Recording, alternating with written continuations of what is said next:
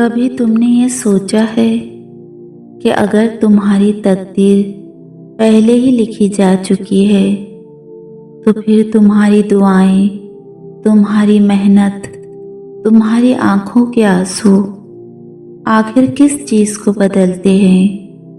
اور کیا واقعی اللہ تعالیٰ کسی بندے کی تقدیر کو بدلتا ہے؟ اکثر لوگ اپنی قسمت اور تقدیر کے بارے میں بہت پریشان رہتے ہیں۔ وہ سوچتے ہیں کیا واقعی انسان کی تقدیر بدل سکتی ہے؟ کیا ہمارے اعمال، ہماری کوششیں، ہماری دعائیں، ان سب کا ہماری زندگی پر کوئی اثر ہوتا ہے یا سب کچھ پہلے سے طے ہو چکا ہے؟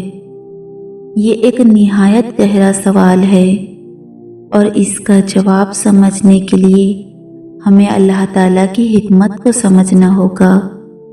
یاد رکھو، اس کائنات میں جو کچھ بھی ہو رہا ہے وہ اللہ کے علم اور اس کے حکم سے ہو رہا ہے۔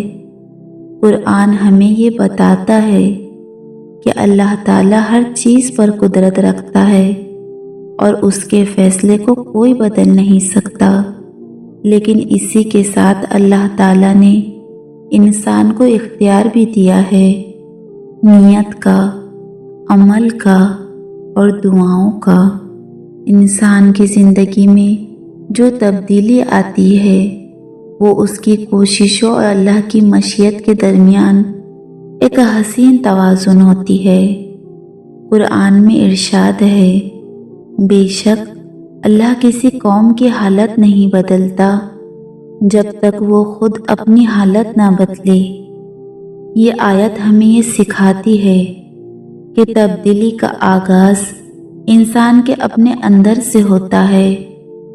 جب تم اپنی سوچ کو بہتر کرتے ہو، اپنے اعمال کو درست کرتے ہو، اپنے دل کو صاف کرتے ہو، تو اللہ تعالیٰ تمہارے لیے ایسے راستے کھول دیتا ہے جن کا تم نے کبھی تصور بھی نہیں کیا ہوتا۔ لیکن ایک بات ہمیشہ یاد رکھنا، تقدیر بدلنے کا مطلب یہ نہیں کہ بغیر محنت کے سب کچھ مل جائے۔ اگر انسان آسان راستے ڈھونڈنے لگے، بغیر جدوجہد کے کامیابی چاہے، تو وہ اکثر نقصان اٹھاتا ہے، کیونکہ اللہ کی سنت یہ ہے کہ ہر کامیابی کے پیچھے محنت، صبر اور اخلاص ہوتا ہے۔ قرآن میں شیطان کے بارے میں بھی واضح بتایا گیا ہے کہ بے شک شیطان تمہارا دشمن ہے، بس اسے دشمن ہی سمجھو۔ اس لیے ہر وہ راستہ جو تمہیں بغیر محنت کے فائدہ دینے کا وعدہ کرے وہ اکثر دھوکہ ہوتا ہے۔ اب سوال یہ ہے کہ اللہ تعالیٰ جب کسی کی تقدیر کو بہتر بنانا چاہتا ہے تو اس کی کیا نشانیاں ہوتی ہے؟ سب سے پہلی نشانی یہ ہے کہ انسان کے دل میں سکون آنے لگتا ہے۔ وہ بے چینی جو پہلے ہر وقت ساتھ رہتی تھی، آہستہ آہستہ ختم ہونے لگتی ہے۔ دوسری نشانی یہ ہے کہ انسان کو صحیح اور غلط میں فرق سمجھ آنے لگتا ہے، اس کے اندر بصیرت پیدا ہوتی ہے۔ تیسری نشانی یہ ہے کہ وہ اللہ کی طرف جھکنے لگتا ہے، دعا میں، عبادت میں اور اپنے کردار میں۔ اور سب سے بڑی نشانی یہ ہے کہ وہ اپنی پوری کوشش کرنے کے بعد نتیجہ اللہ تعالیٰ کے حوالے کر دیتا ہے۔ اور جب انسان یہ مقام حاصل کر لیتا ہے تو اللہ تعالیٰ اسے وہ دیتا ہے جو اس کے حق میں بہتر ہوتا ہے، چاہے وہ اس کی اپنی خواہش کے مطابق ہو یا نہ ہو۔ اور یاد رکھو، اللہ تعالیٰ بعض لوگوں کو وہ دیتا ہے جو وہ چاہتے ہیں اور بعض کو وہ دیتا ہے جو ان کے لیے بہتر ہوتا ہے۔ اور حقیقت میں کامیاب وہی لوگ ہوتے ہیں جنہیں اللہ تعالیٰ اپنی حکمت سے نوازتا ہے۔ قرآن ہمیں جنت کی طرف بلاتے ہوئے فرماتا ہے، اپنے رب کی مغفرت اور اس جنت کی طرف دوڑو جس کی وسعت آسمانوں اور زمین کے برابر ہے۔ یہ آیت ہمیں بتاتی ہے کہ کامیابی صرف دنیا کی نہیں بلکہ آخرت کی بھی ہے، اور ہو سکتا ہے آج تم جس مشکل سے گزر رہے ہو وہی تمہیں ایک بہتر مقام تک لے جائے، کیونکہ اللہ تعالیٰ ہر چیز کے اسباب پر کامل قدرت رکھتا ہے۔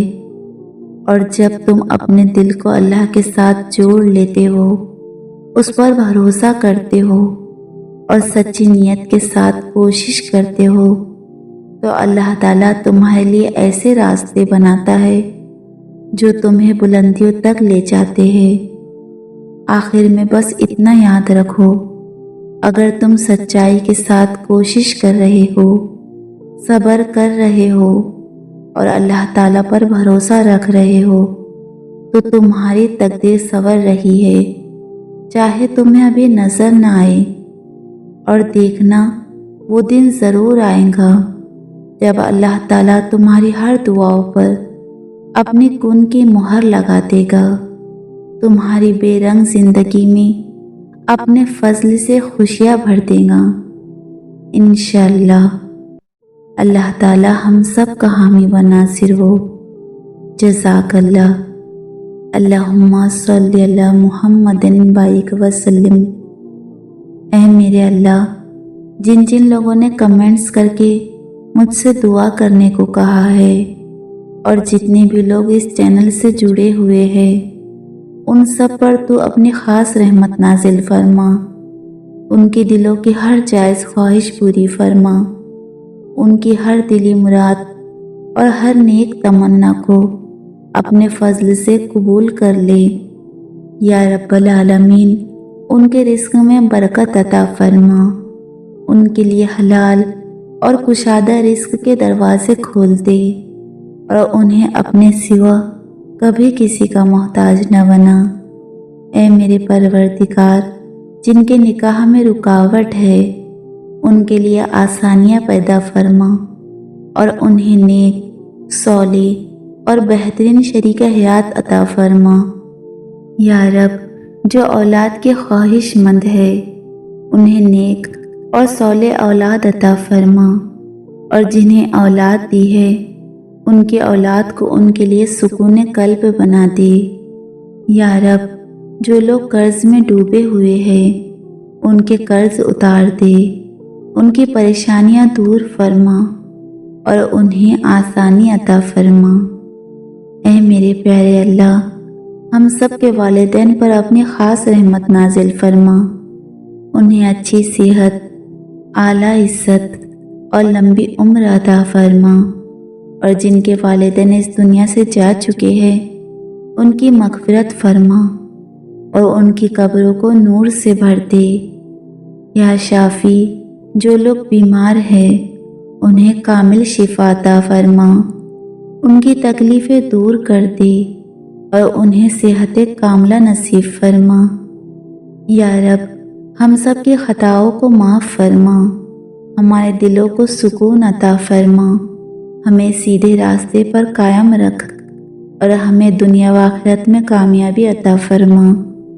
یا رب، ہم سب کو اپنے قریب کر لے، ہماری دعاؤں کو قبول فرما اور ہمیں وہ عطا فرما جو ہمارے حق میں بہتر ہے، اپنے حبیب صلی اللہ علیہ وسلم کے صدقے میں۔